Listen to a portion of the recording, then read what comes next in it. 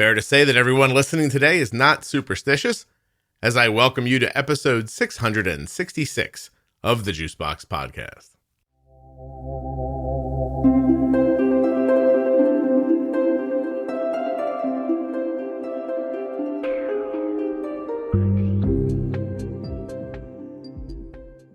Christine's on the show today. She has had type 1 for many decades, and she's going to tell us her story.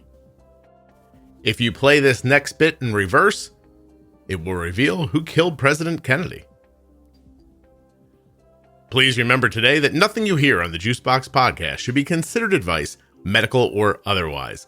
Always consult a physician before making any changes to your healthcare plan or becoming bold with insulin. Now try to figure out how to play a podcast backwards. You're never going to do it. Keeping this theme going for episode 666, I compel you to go to t1dexchange.org/juicebox and take the T1D Exchange survey. When you do, you'll be helping people with type 1 diabetes and supporting the show. All you have to be is a type 1 who is a U.S. resident or a U.S. resident who is the caregiver of a type 1. After that, t1dexchange.org/juicebox. Fewer than 10 minutes, and you're done. I compel thee.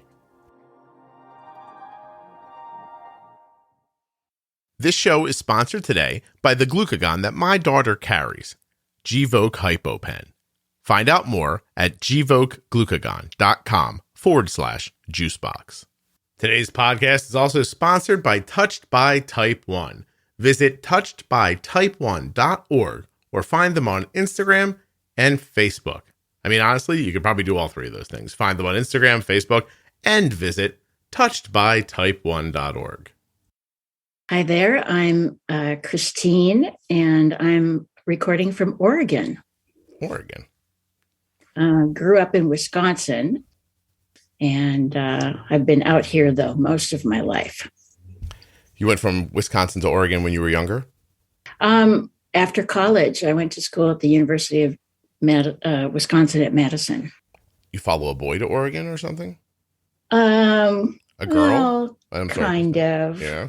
Kind of a boy. I heard that Oregon was a beautiful place to be, and I had done some internships out in the West and just headed out this way. And as soon as I got here, I knew it was where I needed to set my roots down. But I came out here by myself, basically. Okay, that's excellent. All right. Yeah. Let's see. Let me remind you as we go. Zippers, banging, anything like that is going to come through pretty loud. You have a really good microphone, so try not to fidget if you can. Are you nervous? I'd be lying if I said that I didn't have a few butterflies, but generally I don't get nervous. I'm excited. Good. I was going to say, Christine, you're a grown person. I am. There's nothing to be nervous about. I think it fits into your story. So how old are you? I just turned 65. Oh, yeah. Happy birthday. In September 14th. Congratulations. Yes. And getting diabetes at age 13 on my birthday basically was quite the present. Do you recall any of that? I do. How did it happen? I recall standing at the kitchen sink all summer long, drinking gallons of cold water. And my mother would say that I would sit down at the table before anybody got there, and I'd start eating. And I was still there after everybody left. And I was pretty little. I was, that was seventh grade. Going into seventh grade, I was 75 pounds. And I was just eating like a horse. And it was mostly, my mother was watching that scenario go on. And when school started, it was in the days, I don't know that they still do this, but we'd get weighed. And I had lost 6 pounds from the year before. during a period of time where you're supposed to be growing. Right. So Mom took a urine sample into the doctor and bingo, there it was. So I wasn't sick. I think it was caught pretty early. My recollection is maybe my blood sugar was in the 400s. I have a question. Did the doctor ask for a urine sample, or was your mom just the kind of lady that when you didn't feel good, you had to pee in a cup? I know. I think she had a doctor's appointment for herself, and then she called in and talked about what was going on with me, that I had lost the weight, and she was watching the water drinking. And they said, just bring a urine sample in. So, and that was the weekend of my 13th birthday. And he wanted me to go in the hospital right away. And she said, well, we're having a birthday party this weekend. And he says, okay, you can wait till Monday, but don't let her eat too much birthday cake. Aw, you didn't get any cake? I think she let me have a little bit. Yeah. And then from there, what is well, see, I usually ask what the beginning of your management life is like, but it's going to be a big chunk of it for you, right? Yeah, well, it was 52 years ago. And that was in the days of you pee in a cup, you took an eyedropper and put in, 5 drops of urine, 10 drops of water, and then this little tablet, and it fizzed up and turned color. And usually, to have no sugar in your urine, it was blue. But by the time you're dumping sugar into your urine, you're already way too high. Mm-hmm. So it's pretty rudimentary tools that we had at that time. And I was mortified that I would have to do this at school, lock myself in the bathroom and pee in a cup. And, those are the days. How often did you do that? Well, I do remember doing it at school a couple times, and then probably going to the doctor and crying about it. And he said I didn't have to do it at school anymore. So I don't know, we probably did it in the morning and in the evening. We boiled the glass insulin syringe and put a new needle on it every morning. But it's a pretty long time ago. It was beef and pork insulin and probably on some sort of mixture. I don't remember. We certainly didn't have fast-acting insulin. No. This is 1969, is that right? Yes. Yeah. If your birthday was a month sooner, I could call this episode Summer of 69. But fall of 69 is not going to make anybody go, oh, I wonder what this is about. I think something else will come up. Yeah, you think you're going to say something insane in the next hour?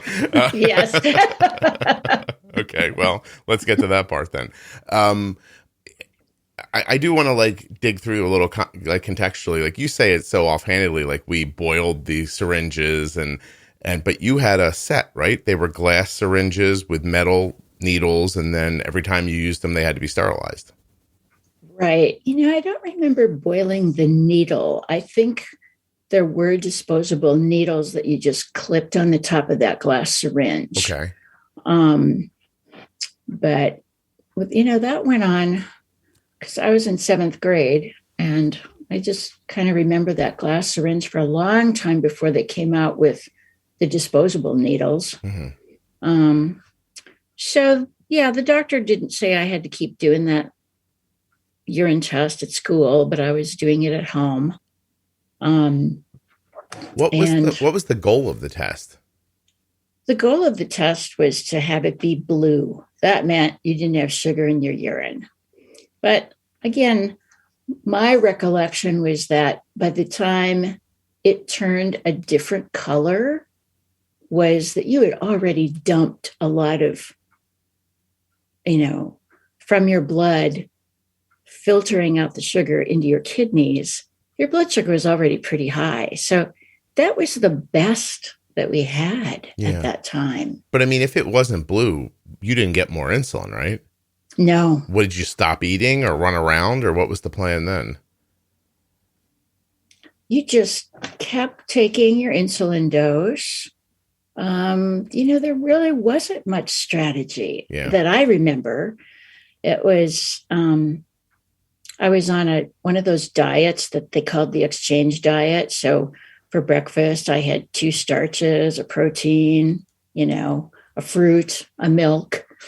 Lunch, kind of the same sort of thing. And my mom was pretty good at sticking to that exchange diet and what that all meant. It was harder on her than it was on me. She had a hard time giving me shots. I mean, she would just fall apart every time she had to give me a shot. And I would just say, Mom, just give me the needle. and I would take over. That was it. It just hurt her to feel like she was hurting me. How many kids did your mom have? There are 4 of us.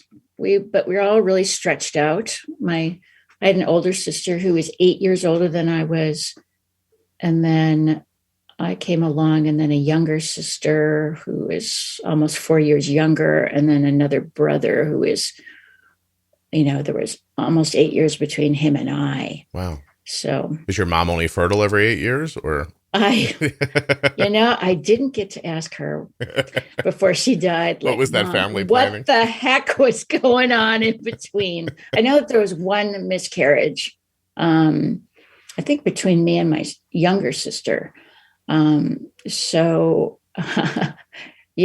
knows? Maybe your dad was only nice every 7 years or so. My dad wasn't around very much, so that may have been part of it. I don't know. No, it's interesting. That's yes. How would you know? But I don't know. I'm interested. I love stuff like that. I know. So you do this for ever and ever, and there's not a ton of impact on you, right? Like you don't remember your life as being difficult? I don't. I have never in 52 years been hospitalized for DKA. I remember never skipping an insulin dose. I do remember screwing around with my diet, though, that as time went along and you started to push the envelope a little bit and go, oh, I really want a piece of cake, and you'd eat the piece of cake and nothing really bad happened. Mm-hmm. You just kept pushing it. And I think I was pretty good in high school, just kind of toeing the mark. I was a good girl. And, but then when I went to college, I went through some rebellious years and maybe a little bit of light depression about living with this disease and kind of using it a little bit to be in denial. I mean, I remember going down to the vending machine in the college dormitory and getting not 1 Snicker bar, but 5. I'd eat 5 Snickers and then I'd get really tired and take a long nap. But it never got so bad that I ever was hospitalized. So I pat myself on the back for that, for all these years that I never really got into serious trouble. Even in college, though, there was no meter, right? So in college, I finally got to see an endocrinologist. Up until that time, I was still being seen by a family doctor. Mm-hmm. And I didn't know about endocrinologists. And for some reason, we must have had a health plan at the school. And I got into at the University of Wisconsin to see this Scottish physician. And there's a couple of things that I remember very distinctly about him, and that really helped to form how I carried on with this disease. And so I don't know if I don't think, because that was in the late 70s. I don't think we still had the A1c test. Okay. I don't know. You might know when that test was developed, but I remember him saying to me, he actually called me at home one night, maybe to give me some lab work. And he basically laid it on the line and said, you really got to get your act together here. And he used the... Ooh, you froze. Hold on a second. Christine, hold on. You are frozen. This Oregon internet is dodgy. Something happened to the tree you live in? What happened? I don't know. I don't know. Okay. I checked my internet connection. It looks okay. That's okay. Don't worry about it. You were talking about the doctor, and so he called me and he said in his little Scottish accent, "Gather ye rosebuds while ye may." And I remembered that. And I guess it hit home. And there were a couple of other things that hit home right at that time. I was in my early 20s. I did have a second cousin who developed diabetes. We were the same age. But he developed it 5 years earlier than me.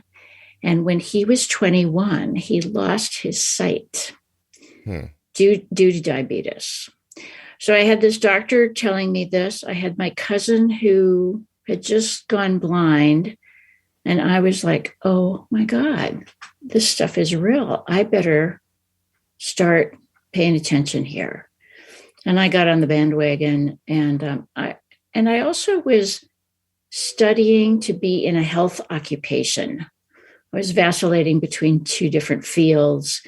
And being in a health occupation, I was exposed to people who had complications. I was exposed to, stuff that was going on in the medical field. And I really think it helped me to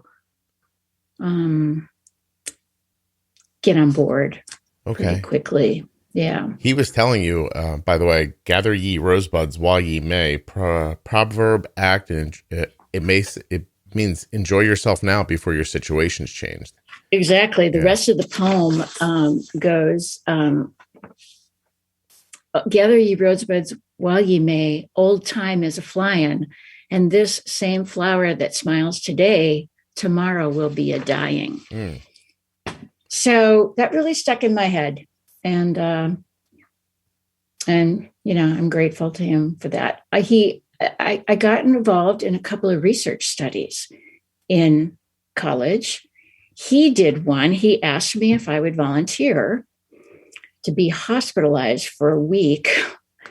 And I was all about trying to do the right thing. And the hospitalization was going to be about seeing if you could get a faster reaction from your insulin. And by that time, regular insulin was out, I believe. Okay. And to see if you could get a faster reaction if you did an IM injection, intramuscular injection. Mm-hmm. And I said, okay, I'll do it. And admitted myself to the hospital. I was probably in for 5 days. And they were starting to do blood tests then at that point where you put a drop of blood on a strip and the strip turned color. It was still pretty wide ranges, but it was better than the urine testing. Okay. And so I had to agree to using a 1-inch needle that you would go straight in, usually to your quad, big muscle on your thigh, and see if having muscle uptake was faster than subcutaneous. Mm-hmm.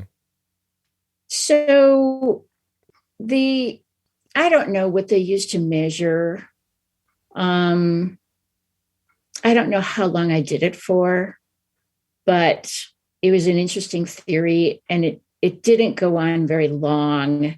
And it's painful to do an IM injection. Yeah, it sounds like it. Yeah.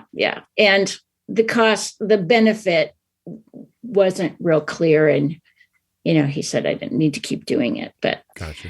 So there was that study. And then there was also a study going on that just started at the University of Wisconsin called the Wisconsin Epidemiological Study for Diabetes Retinopathy, the WESDR. And they were looking at, control, how well your control was, and they were going to do a 20-year study. And I was followed in that study for probably not quite 20 years. They stopped the study because the results were so obvious that if you had good control, that you could slow down eye disease. And they measured a bunch of things. And every year I'd go in and have my eyes photographed and just go through a long series of questions. And it was usually a 2-hour appointment that I had. But they did stop that study before 20 years because the evidence was obvious that good control had good outcomes. That it had good outcomes. Yeah. Yes. So, but we still didn't have good tools, right, to measure. And well, you mentioned the A1c test. With the best I can find is that in the 80s, the A1c test came up. Okay. And it doesn't say exactly when, but that's also the decade of meters, test strips requiring less blood, like all that stuff sort of picked up a little bit in the earlier, through the 1980s. Yeah. And I graduated from there in 1981. And I'm an occupational therapist. So I worked in hospitals and clinics, and I worked with a lot of people who had diabetes and their complications. So as an occupational therapist, you help people to deal with their disease process or injury. And I got to see what happens when you don't take care of yourself. So those people you were working with could maybe act as the ghost of Christmas future for you, and did it keep you in line a little bit? Oh, I'm sure that it all influenced. Yeah. And then I was constantly, in the field where I had good access to healthcare, and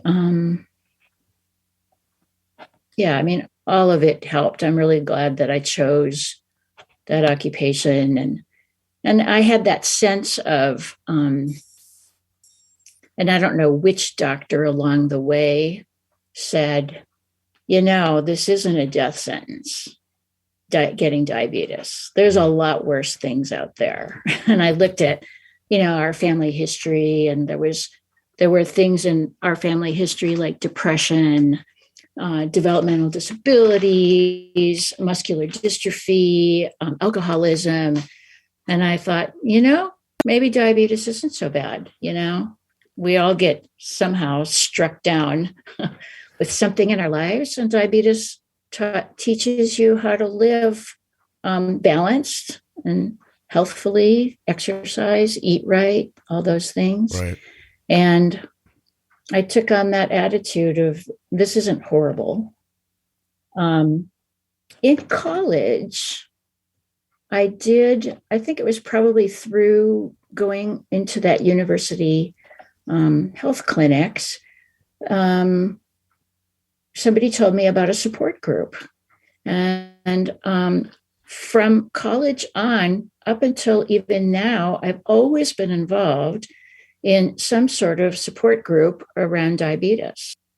And I remember clearly that we had a nurse in our support group, and he was talking about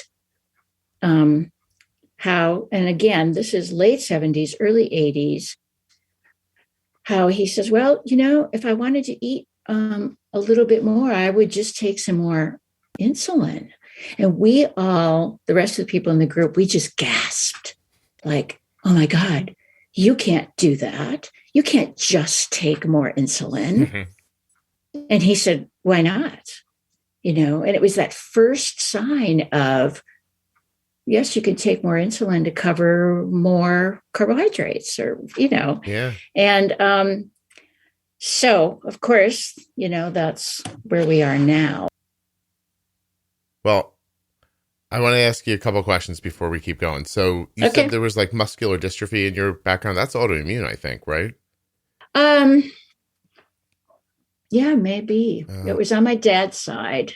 Diabetes was more on my mom's side. Mm-hmm. If in fact you're right, I don't know about that. I'm going to look, but how about that would be the main autoimmune thing. How about thyroid? Any thyroid, celiac, that kind of stuff? No thyroid. It's kind of surprisingly, but thyroid disease is pretty prevalent, but I don't remember anybody. Maybe, maybe muscular dystrophy is not. It's the best I have here is a hyperactive immune system can lead to inflammation and autoimmune disorders. Muscular dystrophy is a group of inherited diseases that led to progressive muscle weakness. Yeah, it's not making an indication there. Okay. Yeah. Depression though, huh? Yeah, I think my mom suffered from depression. My sister, there's alcoholism in my family. So when I looked at all those things, I thought, maybe diabetes isn't so bad. I mean, at least, I found a way to embrace it, which I think it's a healthy way to live with it. Yeah. So, no, would I rather not have diabetes? Of course. Right. Where did you find support groups back then? So that one was through college. There was some sort of thing on campus that we'd meet. And then as I was taking jobs in hospitals or kind of working with my doctor, it was often suggested, there's a support group that meets at, once a month at such and such a place. And they would have guest speakers come in, or we would all just get together and bitch, about having this disease or help each other to, deal with certain things. Like, how do you function with this? And we kind of know in research that support groups help people to function better, to live longer. They say that women who get breast cancer, who are involved with support groups, often live longer with their disease. So we know it's a healthy concept. And I've been fortunate now up until COVID. Those last support group that I've been in was a pump users support group. So when I was vacillating about going on a pump, and I really pushed it away for a long time, it had been suggested by my doctor, try a pump. And I was like, I do pretty good without it. And I wasn't ready for that attachment. Mm-hmm. And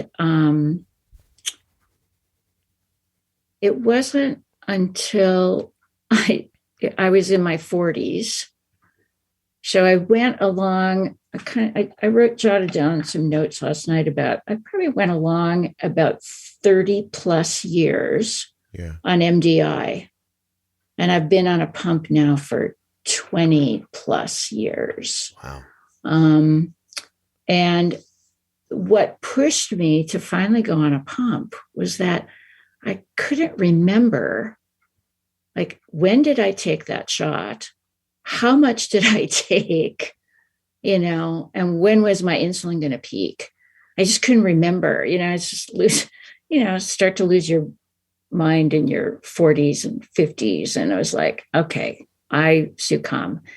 And I was the first pump that I went on was that Cosmo pump. Mm-hmm. And I loved that little pump. I was very sad when the company went out of business. And I think I went through 2 Cosmo pumps. And then I went through 2 Animus pumps.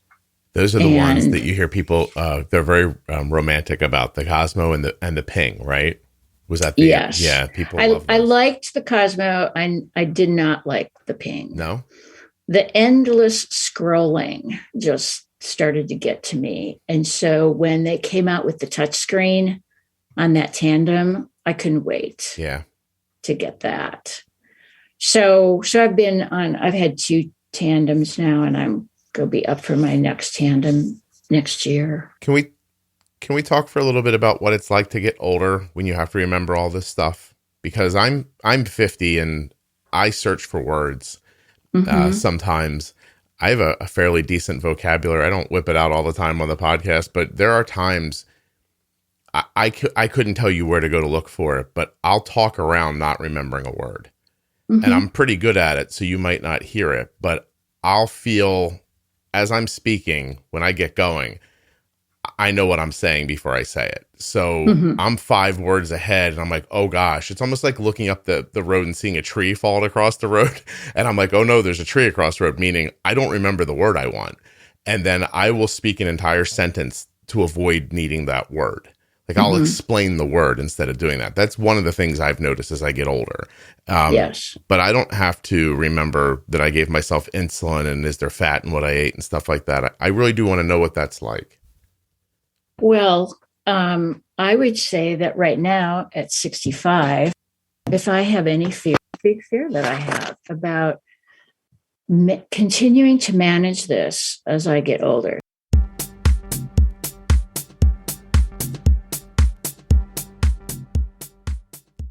Gvoke HypoPen has no visible needle and is the first pre-mixed auto-injector of glucagon for very low blood sugar in adults and kids with diabetes, ages 2 and above. Not only is Gvoke HypoPen simple to administer, but it's simple to learn more about. All you have to do is go to gvokeglucagon.com/juicebox. Gvoke shouldn't be used in patients with insulinoma or pheochromocytoma. Visit gvokeglucagon.com/risk.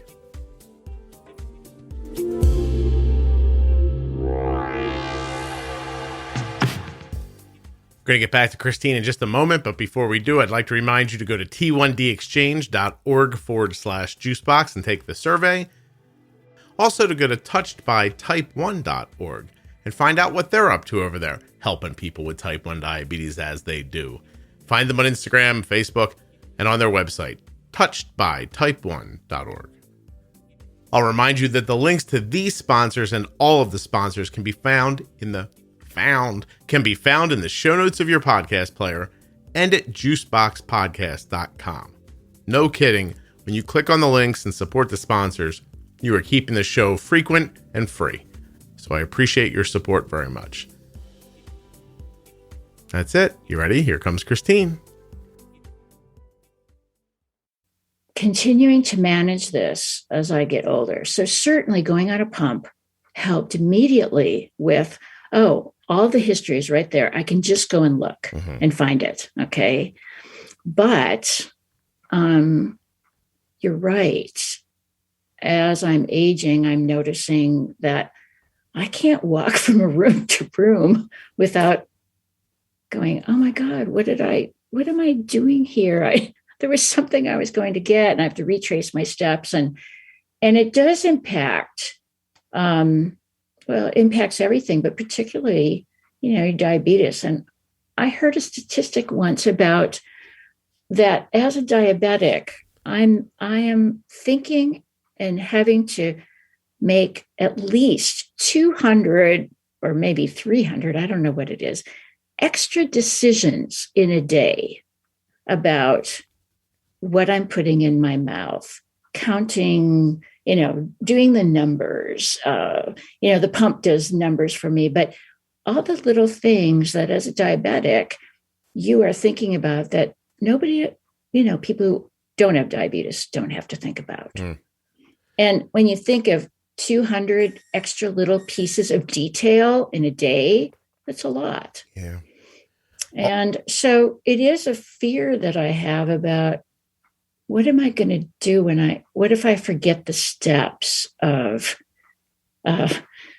filling my pump? And I've noticed now that when I'm loading my pump, I need to shut the door. Don't let anybody interrupt me because I might lose track and I might skip a step or I have to go back and start over.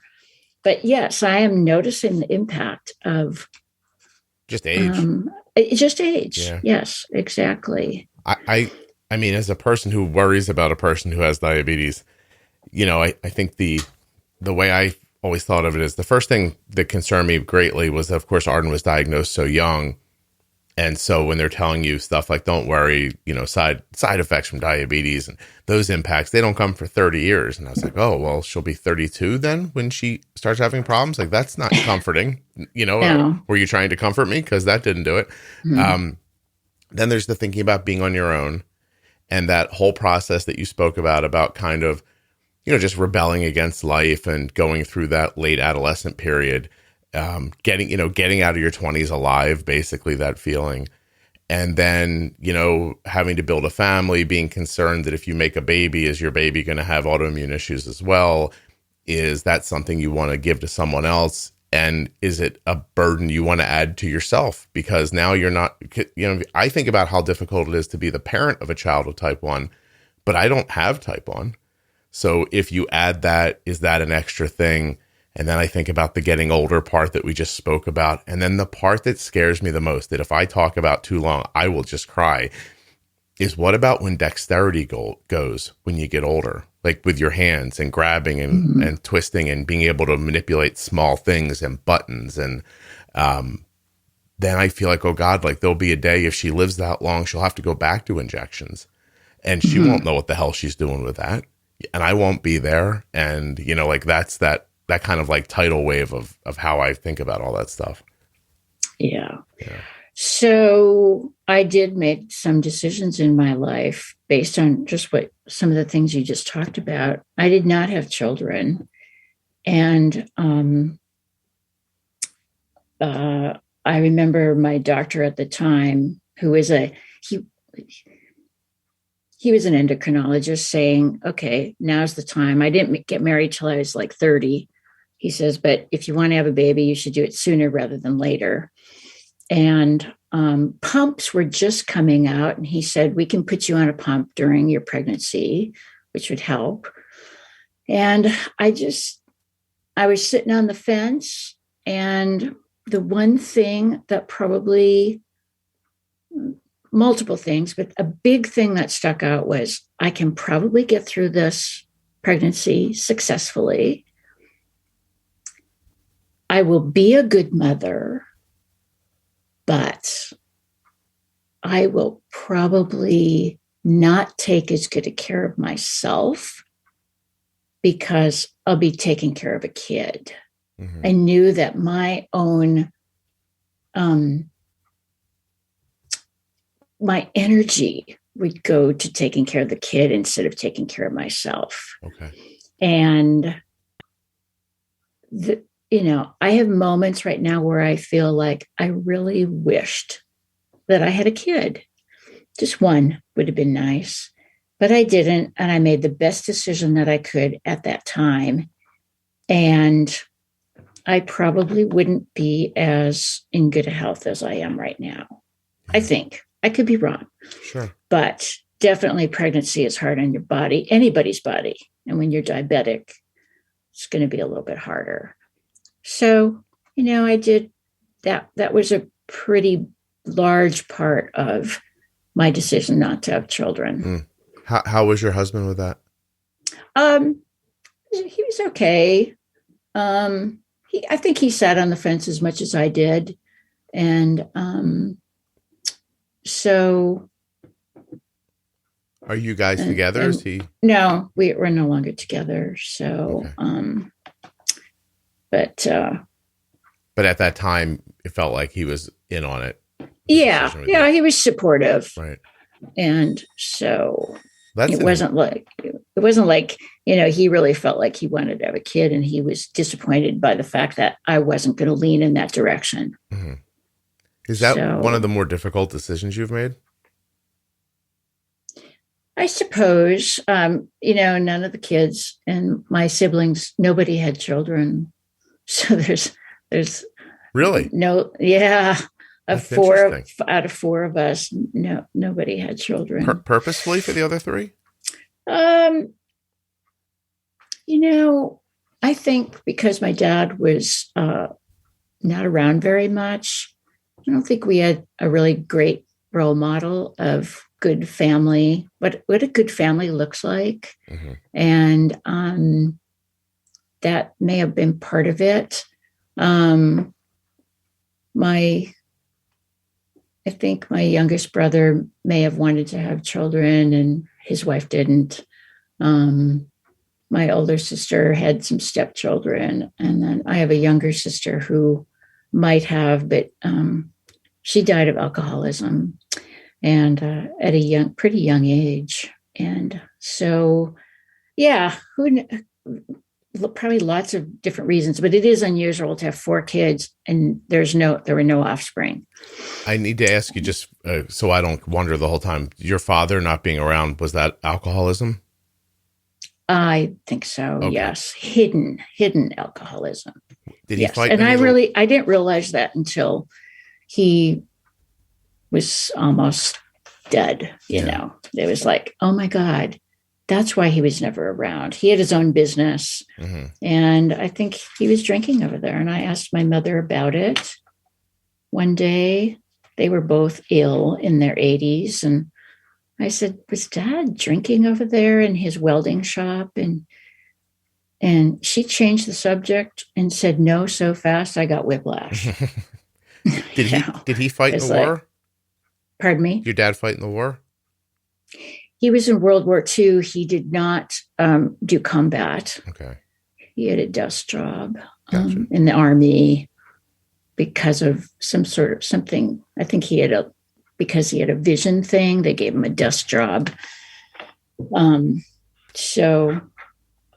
was trying to get it. I was wondering if he had PTSD or anything like that before they understood what it was. So that's all. Yeah. Okay. I didn't mean to dig up your entire, No, that's okay. It all relates.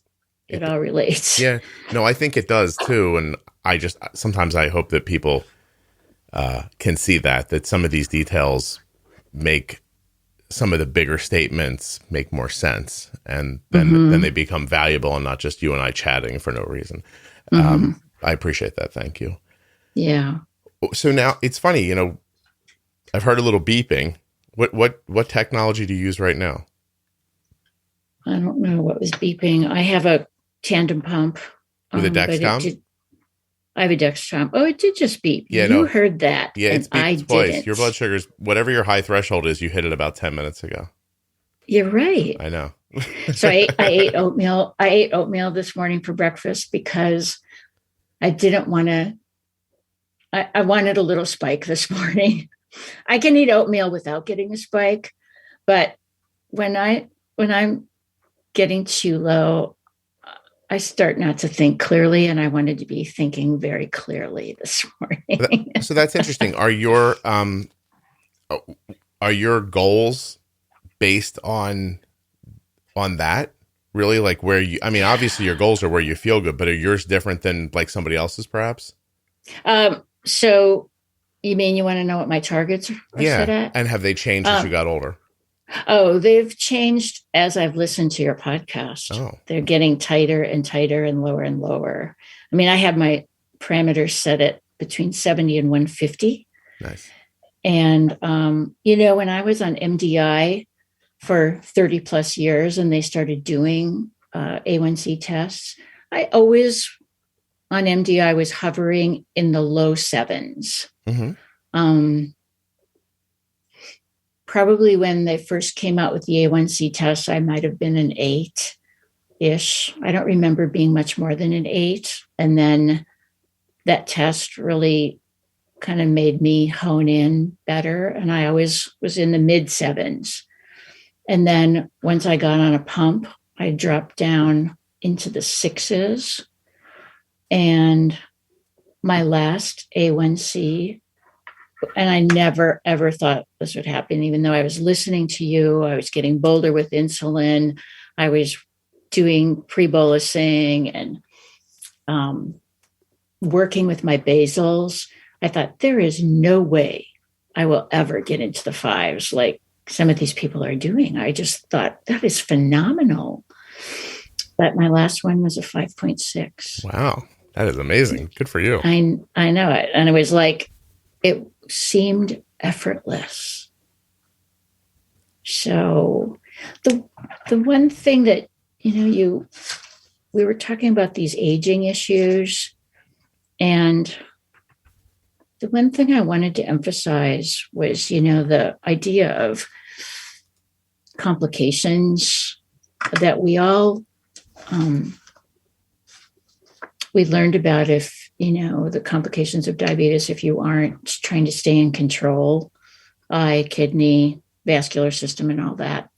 But, and I've pretty much evaded those things. I have one thing going on with my eyes that I'm getting some treatment for. But I think that's the most wonderful thing right now, that, you can still have diabetes and have none of this technology and do a bad job. But what I'm seeing and hearing is that people are getting on board with the technology right away. They're doing such a great job.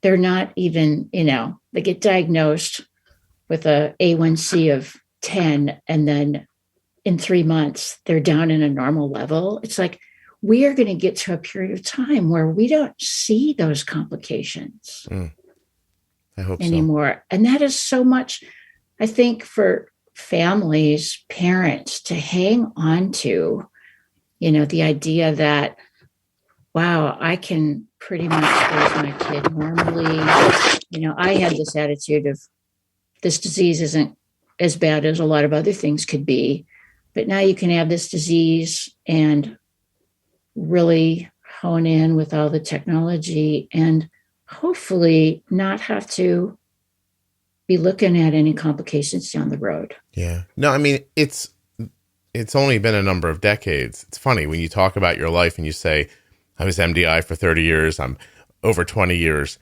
on a pump now. My first reaction is like, it's astounding.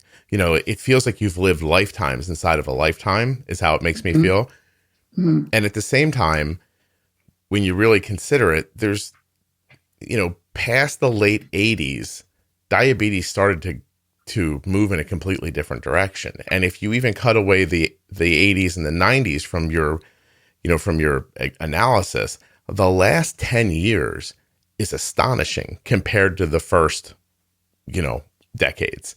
Exactly. And I think that some of the problem is holdover. It's people who live so long in the first part or the second part that when they are as doctors giving advice to people who live now, their advice is still just very rooted in 1985 instead of them just forgetting that, like just forget what happened before and look at what's possible now. It's what slows people down sometimes. Now, I'm not talking about people who don't want a pump. Like I understand if somebody doesn't want a pump attached to them. Like I couldn't argue with that if that's not what you want. I'm talking about doctors who are saying things like, I just got a note from a lady this morning and her kid's graph is ridiculous. And she's like, I don't know like what happened. I went to my endo and told them that we were seeing drops after meals and they made his basal heavier. And now the drops are worse and I'm feeding his insulin all day long. And I said, look, I looked at it. I listened to what she had to say. And I said, I would put the basal back to where it was and look at your meal ratios, because her first problem was the kid was falling after food. But I think the doctor saw the big spike and added basal for some reason. But the spike was from her catching the drop with food. It's just like, how could someone misunderstand this so drastically? and say that they're professionals at it. That's today's biggest hurdle, is getting practitioners who can read those graphs quickly and make sense of them. Yeah. So I've my last two internists that I went to, and I go to a endocrinology person. The last two internists who were looking at my A1c at a 5.6 and a 6.0 said, I'm a little worried about this A1c, that this is too low. But I see that you're working with endocrinology and I'll just leave it alone. And I said, that's a good idea. Because I said, technology today is all about, I don't have to have extreme lows anymore. That 5.6 does not, when I had sevens, I had more lows than I do now. Yeah. It's obvious to me. I don't know why it's like if you don't get high, you don't have to correct, and then you don't get low later. It's you said earlier that the 5.6 felt effortless. And I mean, my heart just swelled because, I mean, if you've listened to the podcast, you know how I think about it. If you don't get high, you won't get high. If you don't get high, you don't have to correct. Like you put the effort into staying in that spot, and then all that other stuff that everybody struggles with, for the most part, doesn't happen anymore. Your insulin's not timed poorly. It's not working when there's no food in your system, etc. Like all the things you'll hear me say in the podcast. But I was just really, it's lovely that that struck you that way too. Because you had gone through so many iterations of diabetes, why were you able to hear what I was saying? And how long have you been listening? And how the hell did you find I have a lot of questions. I don't understand how you find a podcast at your age. How did you find yourself listening to a person who doesn't have diabetes? Like, how did you get over that hurdle? Well, so in the pump users support group that I'm currently in, when I first got on the Dexcom with my tandem pump, I was going to this support group and people were starting to use the mostly continuous monitoring with their Medtronics. And some Dexcom 4s and 5s, and I never wanted to go on a Dexcom earlier because I was like, well, you still have to calibrate it. I was like, I'll go on continuous monitoring when I don't have to calibrate it anymore. Why would I want to do that and still have to test my blood sugar? So I was kind of waiting for the perfect opportunity. But in that group, when I got on the G6, that was my first continuous. And then I had the tandem pump. I said, okay, I'm getting all this data. I don't quite know what to do with it all. How do I work with it? And one of the dietitians who ran that group, she says, you might want to listen to the Juicebox podcast. And so I didn't even know what a podcast was. So I had to learn how to do that on my iPhone. And I started listening to you. And that was back in the low 200s episodes. Okay. And the very first day I thought, I don't know if I can listen to this guy. My wife would agree with you. You're kind of full of yourself. It took me one day to get over it. And I thought, oh my God, this guy has something to say. I'm going to stick with this. And I had a job where I worked out of my car. I traveled as a home occupational therapist. So I had that podcast going on all day long when I was in my car. Okay. And I'd listen to episode after episode, and I just started to eat it up and start to make slow changes. Cool. And then I was telling the group, I said, you all need to be listening to this. This is really helpful information. And it made sense to me, the idea about the struggle to bring down a high versus the ease in bringing up a low, Right. And don't do 15 grams of carbohydrate. All you need are 8 grapes to bring up that low. And especially if it's a low that you're moving into slowly, which is what happens on a pump, unless, it's very rare anymore that I overdose on a bolus. Mm-hmm. And even if that would happen, I just don't calculate it right, then it's oh, okay, I get to have a little chocolate right now. A little snack. Stop this flow. A little snack to keep me from crashing. That's excellent. So, it's just a whole lot easier. I attribute my 5.6 to you. Oh, well, I'm very happy for you. Sincerely. I know how I can probably come off in the beginning, but there's nothing, to me, there's nothing you can do about it. It also needs to be interesting. So it's always been in the back of my head, that you can't just pump out the information in a dry way. No one will listen to it. That's right. Do you remember when I first wrote to you 6 or 7 months ago, and I said, I think I have something to contribute to your program. And I said, you do such a great job of what we call in my occupation of occupational therapy. It's called therapeutic use of self. And you do that really well.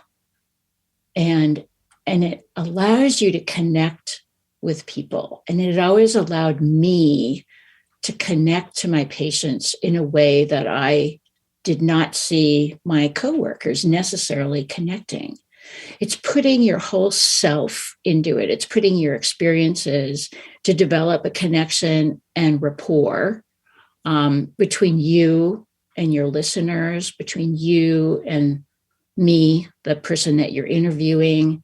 You just do that really well. You make people feel safe and respected. No, thank you. And that is, I think, that's kind of the fancy words to somebody who knows how to do the gift of gab and to be a really good schmoozer.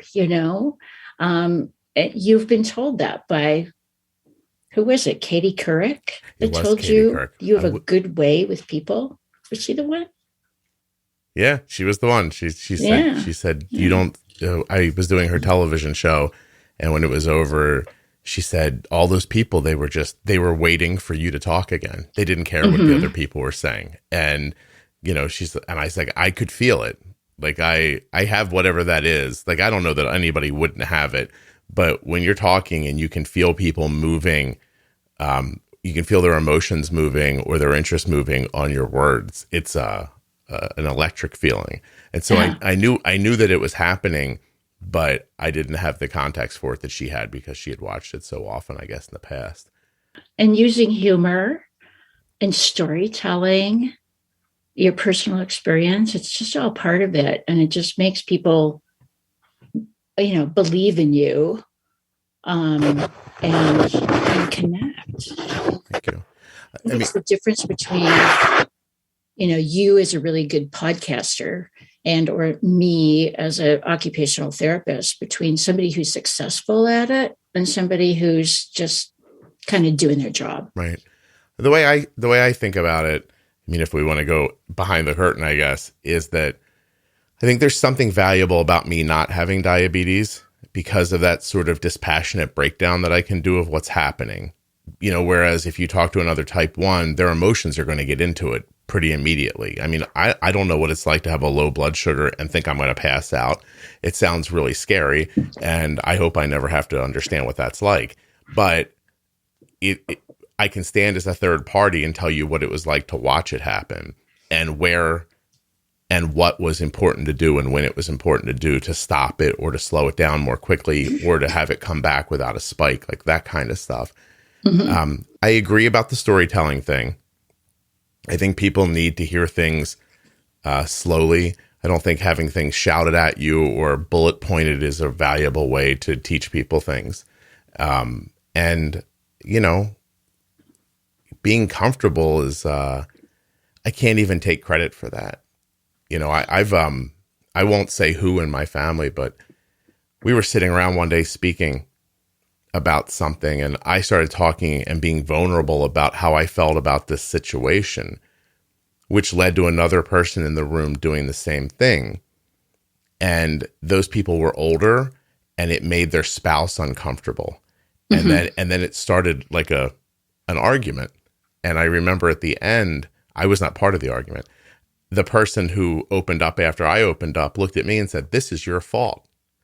And I laughed and I said, "Hey, the two of you not knowing how to be honest with each other is not my fault." I was like, "Yeah, I don't know if you just saw what happened, but you were honest. It made your partner uncomfortable to feel that you were sad. And then you guys didn't know how to communicate after that." I said, "That had nothing to do with me." But I take your point. There's something about I was honest, and then it made him want to be honest. And then it went on from there. And so instead of it being your fault, you could take credit for that. Oh, at the end, I was like, I pulled him aside. I said, "Well, you're welcome." You know, and it's up to you guys now to, there are times when I hear people complain to me, and in my head, I think to myself, "Oh, so what you mean here is thank you." But you just don't know it yet. That's fine.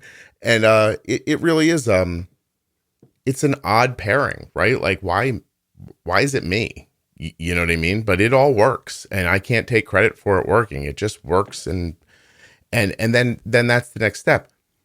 If I pretend that's not the case, if I use false modesty, you're going to feel that.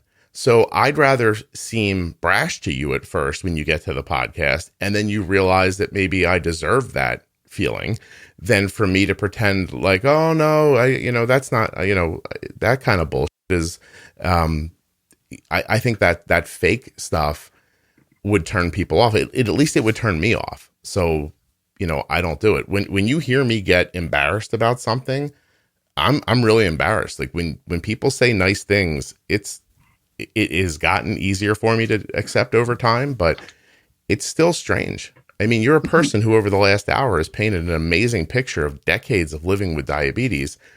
And to hear at the end of that story for you to say that I'm in the fives because of a podcast I made is, it's difficult to absorb from my perspective, but I appreciate it. It just makes me a little uncomfortable. Maybe I'll be a full adult in another 10 years and I'll be able to accept it better. I don't know. Yeah. Well, I want you to know that whatever episode I listen to, some of the, what do you call them? The dark. After darks? The after darks. Yeah. Somebody talking about drug addiction and diabetes. And I think, oh, well, that's an interesting title. I never did drugs. I'm probably not going to get anything out of this, but I listen to all of them, as they come up. And there's always some thread of information that I can get from even that episode.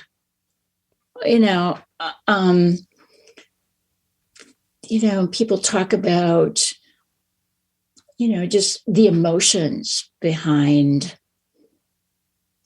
having a chronic disease.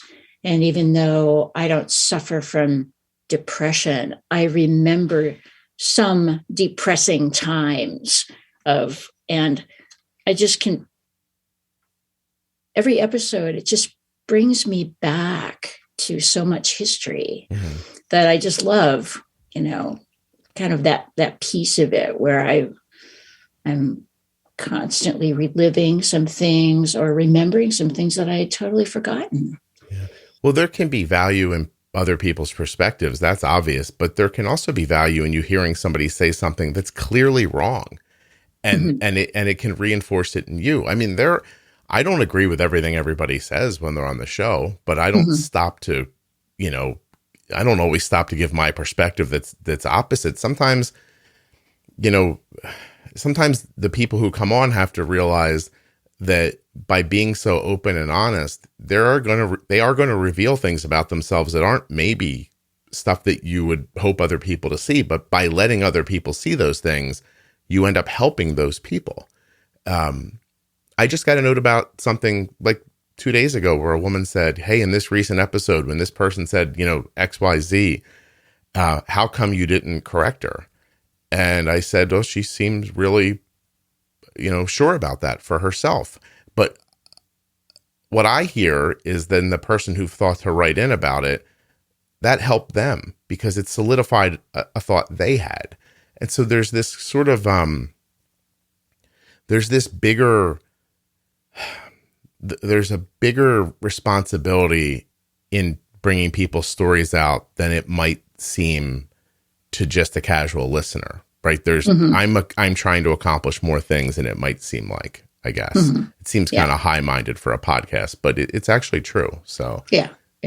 I appreciate that. I appreciate that you enjoy it. I really do. Oh, I do. I'm not, I retired right before COVID from the most, the fullest part of my job. I still do a little 2-hour-a-week job as a part-time employee, but I'm not in the car anymore, driving around and all day. So I realized, oh my God, I'm not listening to as many podcasts. I have to create some other time besides being in the car to be listening to the podcasts.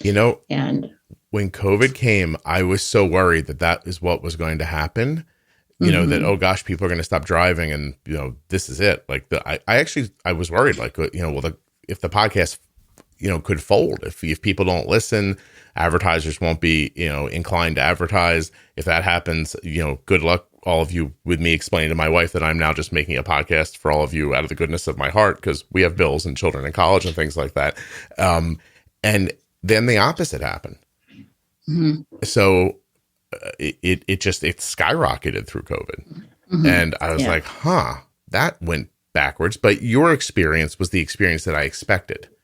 And I'm sure it happened to some people, but overwhelmingly what happened is that people found themselves with more time. Yeah. So and that's good. It's good for me because I want to make the podcast. I'm in a very weird position where I do a thing that helps people. And that is my main focus, but that thing takes so much time and effort that if I can't monetize it, I can't do it the way I want to do it. And then it becomes, it could become difficult to maintain after that.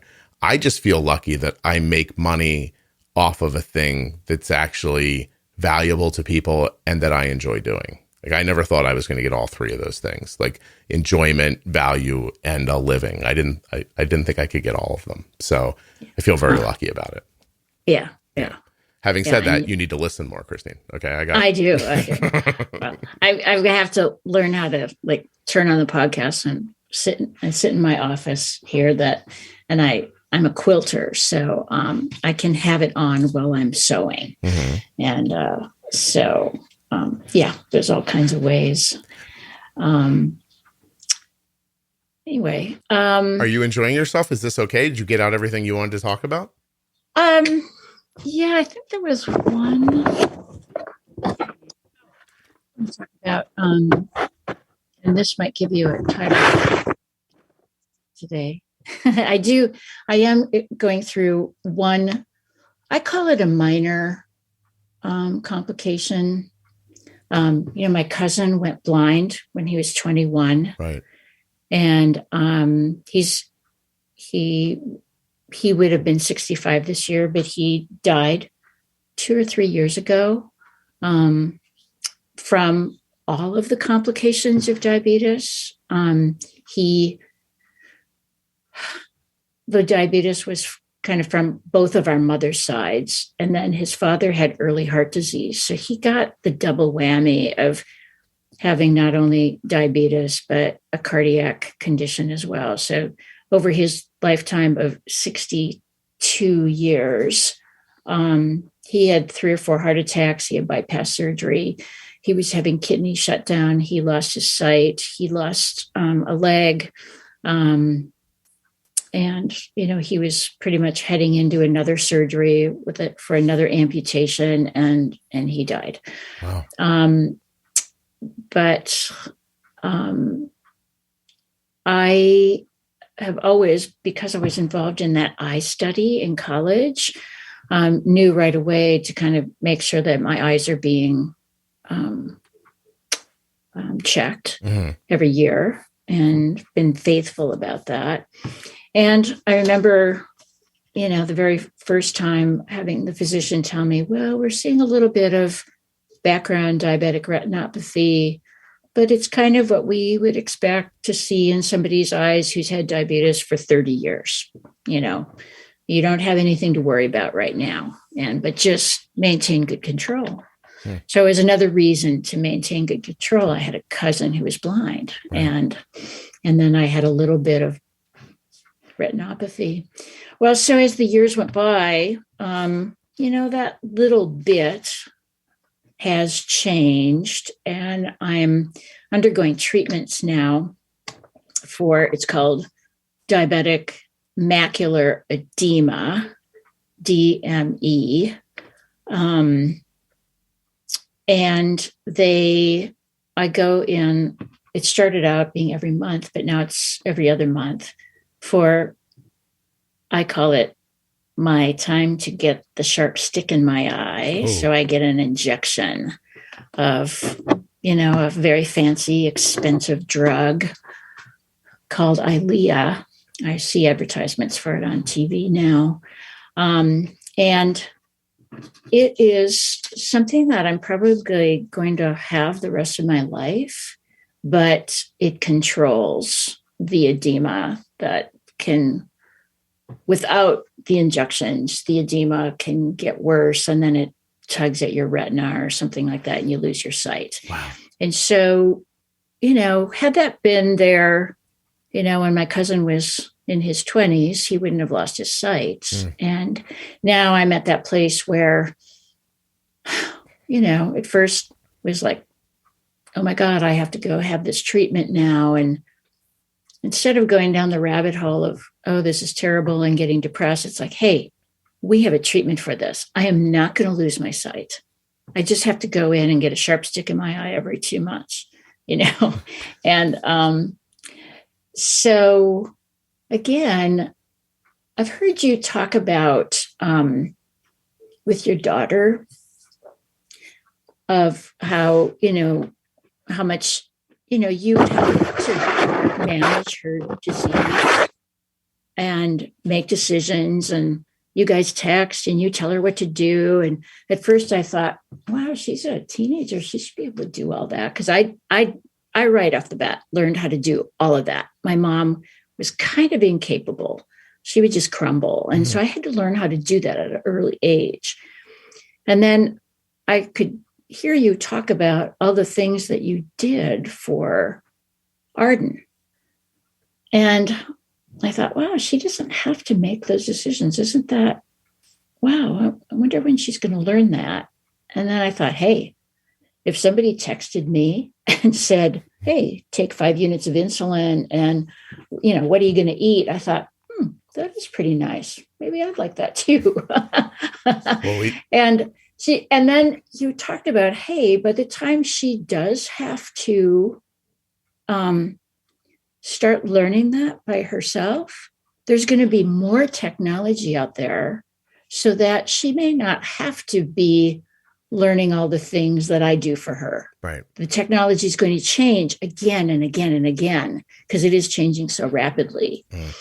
And so I guess the point being, like with complications and like this eye disease, I decided not to get all bent out of shape about, yes, I've got this thing going on, but for God's sakes, I've had diabetes for 52 years. My cousin's dead. I could be dead, and I'm not. I'm doing very well. Right. I have been on the same dosage of insulin from almost when I was a teenager that I am now. I take care of myself. I exercise. I stay slim, and I eat well. And I have every reason to believe, my doctor says, you might make the 100-year club. That'd be amazing. And I some days I think, yeah, that's possible. Because I feel like I've been lucky. And I've also worked very hard at it. So Right. it's hard to know how much is hard work and how much is some stroke of luck. Well, you got to take it. Like, right. If a little luck was coming your way, I mean, that's amazing. And maybe there's just something about your body that did well through those early years and didn't feel the impact as much. I have to tell you two things. I was like, as soon as you talked about the injections for your eyes, I just thought, wow, that's a miracle that somebody figured that out. Like that exists is just wonderful. And does it hurt? Does the needle hurt? How would you describe the injection? So the very first one I went in for, I said to the retina, he's a retina specialist. I said, I don't get anxious, but I said, I'm a little anxious right now because you're going to put something really sharp in my eyeball. And seems there's wrong. there's nothing about that sounds good. Right. And he said, yeah, and I'm going to tell you right now that you having anxiety is not helpful. So he says, I'm going to help you breathe through this. And he really put me at ease. Mm-hmm. And he is very skilled and very fast and they put these numbing drops in your eye. Yeah. So I feel something, but I'm sure not as much as it would be without the numbing drops. And it just goes so fast. And then he's done, and they rinse your eyeball out. And then you go home, and he says, the best thing for you to do right now is to go home and take a nap. Keep your eyes closed for a couple hours. And because generally what happens is I feel the prick, and then on the drive home, my eye starts to feel really scratchy. Mm-hmm. And I go to sleep. There's something in it that makes me sleep for 2 hours. I could never take a 2-hour nap, but I sleep for about 2 hours and I wake up and it's pretty much gone. Wow. It's just a slight irritation until the next day. I don't even know it. Yeah. So you just have to kind of get over that. Yeah, they're going to poke your eye with a needle. And then the rest is cake. Yeah. And the other thing I want to tell you, and I do have to let you go in a minute just because I'm running up on something, but the other thing I want to tell you is that I just got back from a wedding. My wife and I drove cross country to go to my goddaughter's wedding. And I, of course, didn't say this out loud before we left, but Arden stayed at home by herself. And we left Thursday afternoon and returned late Sunday night. Mm-hmm. So with the exception of one evening where I'm going to say we were between the end of a pump site where I wish maybe she would have changed the pump a little sooner and some hormonal things, so there was a struggle for about 1 12-hour period. And her blood sugar was higher during that time, 180, 200. But I let her keep going at it. And I once in a while I jumped in. I was like, hey, you got to do something here. Like it's not going to break. You have to do something. I already bolused. I was like, I know, but it's not working. Like, look at the line. It's not working, And then I nudged her towards, I think your pod should be changed. And she said, it's not the pod because it worked earlier, she said. And I was like, I know. I'm like, but there's this entire experience that we're having right now says to me, we're seeing some resistance and the pump site's not fresh. So I said, I think if you go to a fresh pump site, we're going to start and we make a nice big bolus. I think this is going to be okay. So she said, no, I'm going to do it in the morning. And I said, okay, well, that's fine. But then we're going to make one more big correction. And I said, because I think we can push enough through this bad site to keep you safe while we're asleep. And she guessed at how much insulin. And if the site was working right, she would have had the right number. But I knew to do much more. So I pushed 6 units through as a correction for like a 200 blood sugar. But that's based on everything I had seen over many, many hours. And she got up in the morning, changed her pump, and got everything back the way, again. So to me, that's a learning experience. Like she gets to see that happen. And I do believe what I say, which is slowly over time, she's learning more than she thinks she knows. And I do think things are going to continue to get better, and it'll be a different situation for her in the future. She's gonna figure it out as she leaves home and goes off to college, that she's going to be on her own. She'll figure it out, and she won't do, she'll have some bumps and along the way, but fully expected.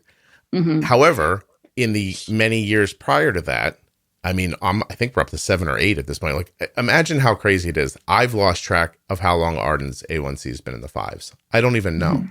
And because it feels effortless at this point. But even at that, if she got 8 years of a 5, point something A1C, and she's learning how I did it slowly without it feeling like she's not pressured by it. I don't know if you heard the episode with her, like she couldn't be more chilled out about it. So I did hear it. So there's no pressure. She's having good outcomes. She's learning more than she thinks she knows. Technology is going to get better moving forward. I mean, I did my best to put her in a good position. So that's all. Christine, I have to tell you, this is really terrific. I could probably talk to you all day. I am going to go jump onto another call right now. My son has a doctor's appointment that I have to sit in on, or else the report back we'll get from it is the doctor said it's fine. And, I'll be like, he didn't say anything else. Nah, that's it. It's okay. I'm like, how about if I'm there too? I really appreciate this. Thank you so much. It was great. Thank you for letting me come on. And wonderful. Yeah. Well, and hello to your support group, because I'm assuming they all listen to you and they listen to the podcast now. So yes, I told them. I said, you guys need to start listening to it. I tell everybody about it. So thank you. That's really great. All right. Hold on one second, please. Okay. I'm just gonna.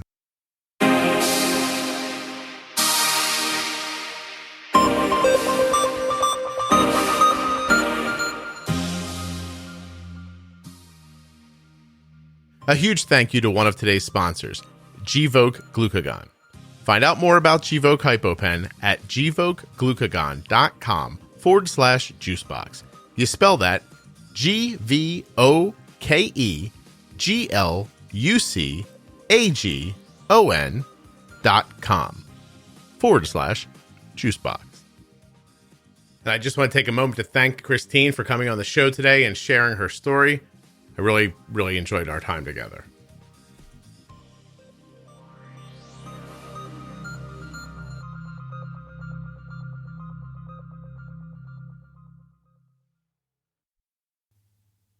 Last bits, t1dexchange.org/juicebox. Take the survey. Juicebox Podcast, Type 1 Diabetes on Facebook. Join the private Facebook group. I'm just going to non sequitur all of these. Enjoying the show? Tell a friend or a stranger. Doesn't matter to me. If you really love the show, try leaving a review and rating where you listen. Like, say you listen to an Apple Podcast, open it up and say 5 stars. Click. And then it says write a review. Then you click that and then write a nice, thoughtful review that will make somebody else think, this Bill from Paris who wrote this review, he really seems to like this podcast. I'm going to check it out too. See what I'm saying about the reviews? That's what they're for. And last but not least, and I didn't mean to connect these two things because I was supposed to non sequitur the whole thing. But last but not least, if you're listening in a podcast app or an audio app like Amazon Music, Apple Podcasts, Spotify, please subscribe and follow the show.